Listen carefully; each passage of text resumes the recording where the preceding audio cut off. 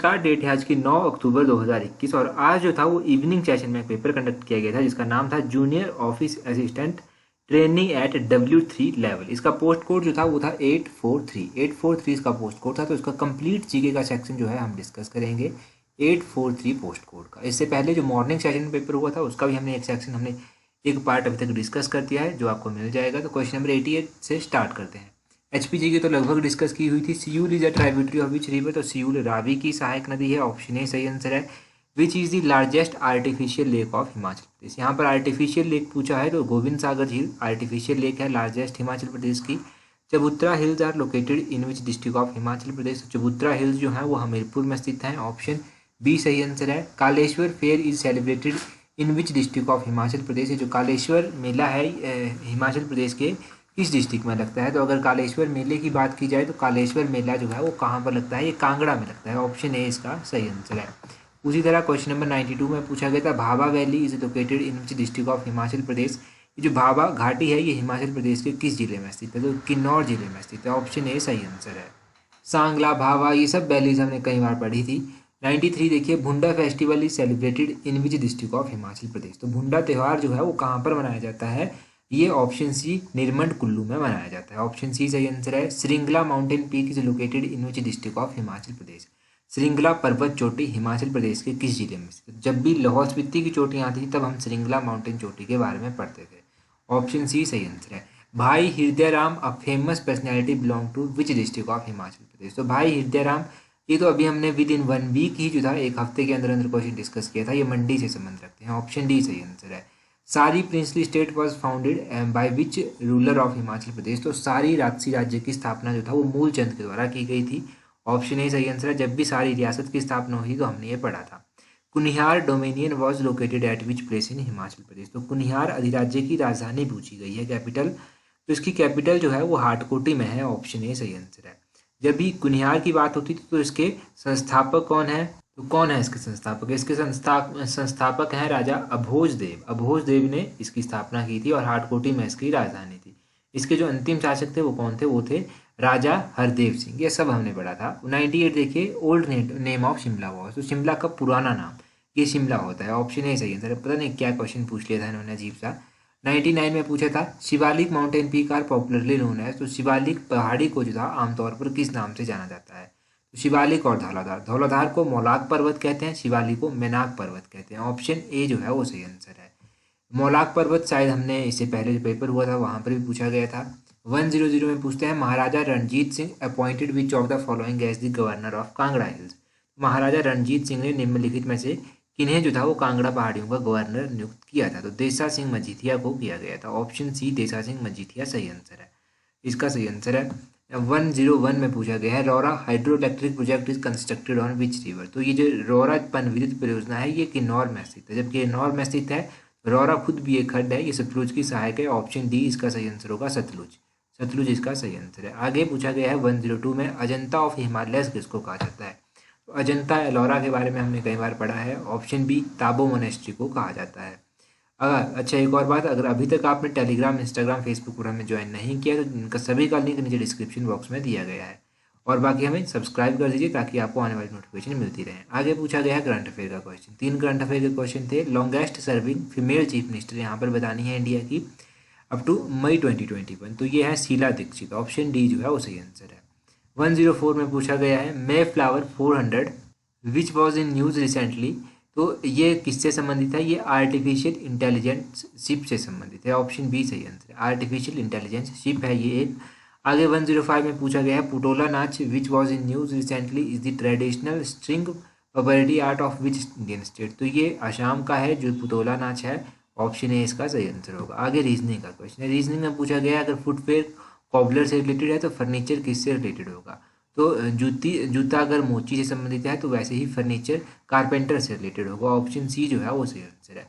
बाकी आपको missing number 107 में बताना था, इसको सॉल्व करके ऑप्शन डी AA आंसर सही आएगा, ऑप्शन डी इसका सही आंसर आना था। 108 को अगर आप सॉल्व करते तो इसका ऑप्शन डी सही आंसर आता। 109 को अगर आप सॉल्व करते तो इसका ऑप्शन ए 64 जो है वो सही आंसर आता। तो 110 देखिए 110 में पूछा गया है कार्बोरंडम इज़ा, तो कार्बोरंडम क्या है, ये सिलिकॉन कार्बाइड है। ऑप्शन बी इसका सही आंसर है। बाकी पूछा गया है 1111 में, during deep sleep the man's blood pressure is, तो एक जब आदमी डीप स्लीप में होता है तो उसका ब्लड प्रेशर जो है वो फ्लक्चुएट होता रहता है, डिक्रीज भी इंक्रीज भी। ऑप्शन सी सही आंसर है, फ्लक्चुएट। आगे पूछा गया है milk cheese and eggs are source of which vitamin, तो मिल्क चीज़ और अंडा, दूध पनीर और अंडा विटामिन ए और विटामिन डी के अच्छे स्रोत माने जाते हैं। ऑप्शन डी इसका सही आंसर है। 113 में पूछा गया है द एक्सट्रीम फॉर्म ऑफ अहिंसा और non violence is practised in, तो अहिंसा के चरम रूप का व्यवहार जैनिज्म में देखने को मिलता है, जैन धर्म। ऑप्शन सी सही आंसर है।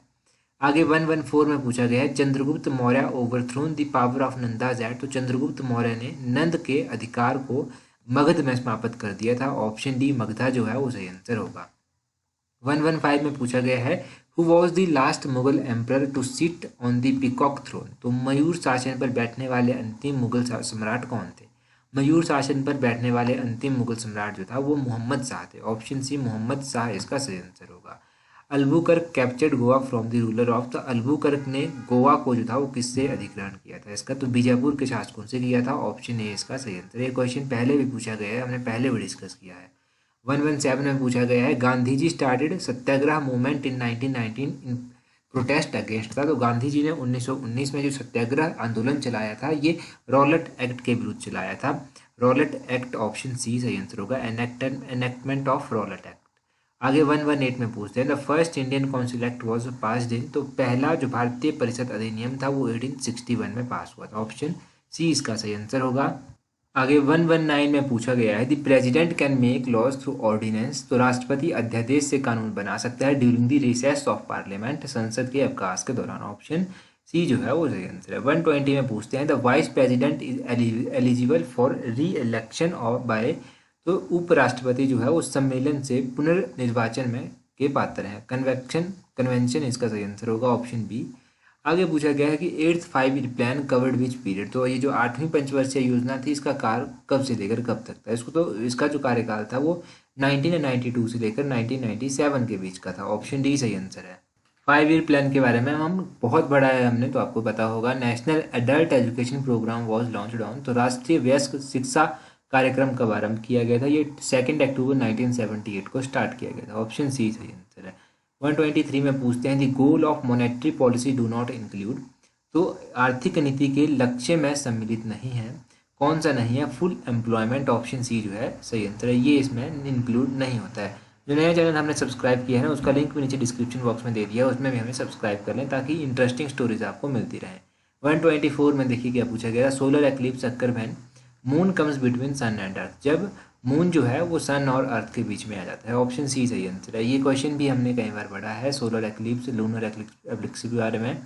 125 में पूछते हैं increase in carbon dioxide in atmosphere causes, शायद ये भी रिपीटेड क्वेश्चन है, तो इसमें पूछा गया है जब वायुमंडल में कार्बन डाइऑक्साइड बढ़ जाती है तो उससे क्या होता है, rise in earth temperature. Option A सही आंसर है। आगे पूछा गया है which is a current of Pacific ocean, इनमें से प्रशांत महासागर की धारा कौन सी है, तो ये है कुरोशियो करंट। ऑप्शन सी जो है वो सही आंसर है, Kuroshio current is the Pacific ocean current. 127 में पूछते हैं the smallest country in south America is, तो दक्षिण अमेरिका का सबसे छोटा देश कौन सा है, तो दक्षिण अमेरिका का सबसे छोटा देश जो है वो सूरीनाम है।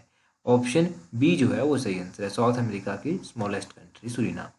आगे 128 में पूछते हैं विच of the following state UT touch is the boundary of 4 nation, तो निम्नलिखित में से कौन सा राज्य संघ प्रदेश देश की 4 सीमाओं को छूता है, तो ये जम्मू कश्मीर छूता है। ऑप्शन डी जो है वो सही आंसर है, जम्मू कश्मीर। ऑप्शन डी सही आंसर है।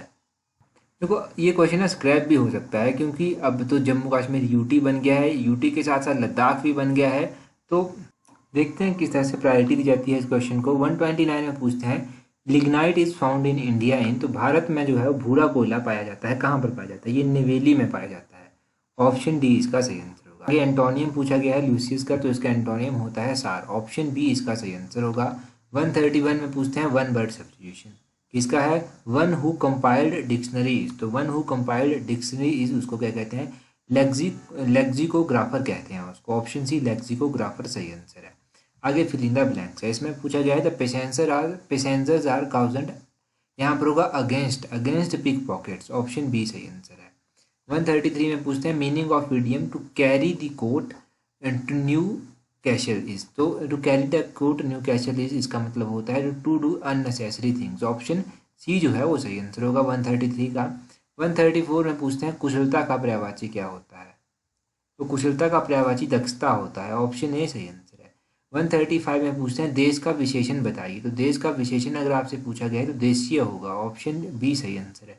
सगोत्र में उपसर्ग आपको बताना है, तो सगोत्र में जो है वो ऑप्शन ए स उपसर्ग है। आगे 137 में पूछा गया है, 137 में ये क्या पूछते हैं, यहाँ पर इन्होंने पूछा है धाक जमाना मुहावरे का अर्थ बताइए, तो इसका अर्थ होता है प्रभाव होना। धाक जमना मुहावरे का अर्थ होता है प्रभाव होना, ऑप्शन ए इसका सही आंसर है।